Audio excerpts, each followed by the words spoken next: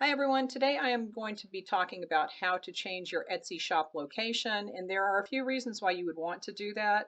Now, all of these are things that have come up in my Facebook groups recently, so if you want to join my public Facebook group, the link's in the description. But it's pretty easy to change your shop location, and like I said, there are a few reasons why you'd want to do that. Maybe you've moved to a different country, and that gets a little trickier with the banking information. But just as far as changing the location that shows up in your shop, there's a few easy ways to do that. The first thing is just to go to the front page of your shop and click the little edit pencil so that you have edit mode in your shop. You can then click on the location edit pencil and change that right there. So that's what's going to display, and it'll show people a different location once you change that. You should also go to your personal profile and change your location there, because sometimes that's displayed too, and you want to have everything kind of be consistent across your account. Now, one thing I would say is that you do not want to say that you're located in a different country if that's not where you're shipping from, because that's just deceptive.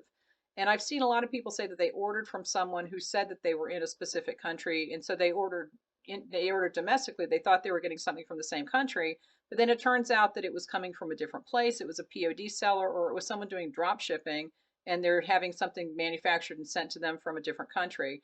And that does not make for a happy customer, and you can get reported for that. I also wrote a blog article about this, and the link is in the description, so you can go down and see more details. Give this video a thumbs up. Watch this video next. I will talk to you later.